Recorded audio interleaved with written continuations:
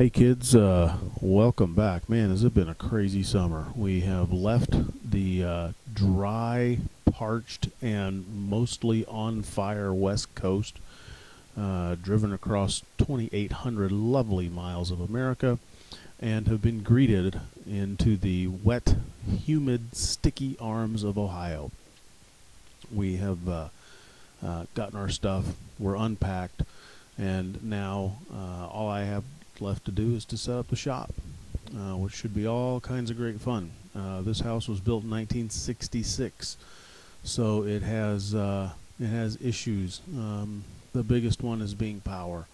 I've only got 60 amp service to the house, and now I have to kind of figure out how to contend with that, as well as having to contend with the fact that well, this house is a split setup. I'm going to have the woodworking part of things up in the garage, and then I'm going to have the guitar setup and that type of stuff down here in the basement, along with the video editing. So let's take a look at kind of what's going on.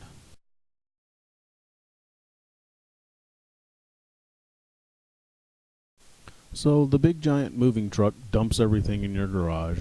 I've got an area over there on the left for a couple of shelves for a cabinet to contain my paints and solvents and such. And then here on the back wall you can see is going to be the row of machines with the bandsaw, the radial arm saw, and then further off to the right, the second space in that garage, currently occupied by a mountain of boxes and cardboard, is where my lovely wife's vehicle is going to be parked, since it likes to live inside. Now, in that whole big garage, that's my outlet. I'm not totally without resources, because as you can see, I have two handy-dandy outlets up on the ceiling feeding the garage door openers, but it's not exactly what I wanted. Now, behind the wall of machines, there's another kind of a garage room, which currently is going to have a lot of non-guitar stuff back there. That's where we're putting our outdoor equipment and such. But as you can see, this is where I'm starting to run into a problem. Is I have that room, that garage with that outlet. There is a refrigerator plugged into another outlet, and then I have 4 lights in the ceiling. There is also the 2 garage door openers on the ceiling as well. And as far as I can tell, everything in that room, as well as the wall outlets on the other side of the wall on the actual interior of the house, feed into a single 15 amp circuit. And that makes me know I'm not an electrician, but I can do kind of simple math. My shop vac pulls 11.5 amps. If I'm using the radial arm saw, that's 12 amps. My table saw is 15 amps. My sander's only 5. The bandsaw is almost 9. I've got a fan in there as well, but then I do need light. Probably have lights on. So I'm not going to have all that stuff running at one time. But as you can see, the question of how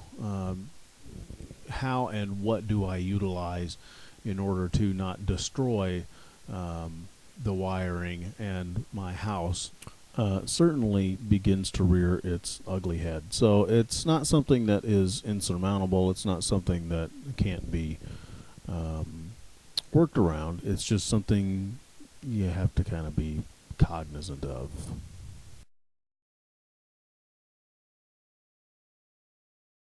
So here we are now in the basement. As you can see, I've got plenty of headroom, but it's a dark, dungeony kind of place at the moment. The challenge is going to be to get enough light to make a proper recording without overloading the wiring that we have. again, in the basement, it's the same problem that we had upstairs. It's a house built in 1966, rewired at some point, but it's still it's an older capacity house. You can see there's a little walk through into the office. We'll look at that here in just a second. Light is going to be a problem. Working within the confines of the power that I have available is going to be an issue. You may have noticed the large white pipe to the left of the work area, and that of course is the sewer line that runs out of the house, and it makes some very interesting burbling and gurgling noises at times. Another noise issue I'm going to have from time to time is the HVAC air handler is downstairs, and then the other thing is humidity is an issue. I have a sump pit, I have a washer and a dryer, I have a meowing cat, I have a shut up, shut up. I have the air handler unit all down there in a basement under the ground, so humidity is going to be an issue. But it's got a lot more room than we had in the garage as far as the filming area, so we'll get to that. And then the only other thing that we've got, and that's actually mostly put together, is the office.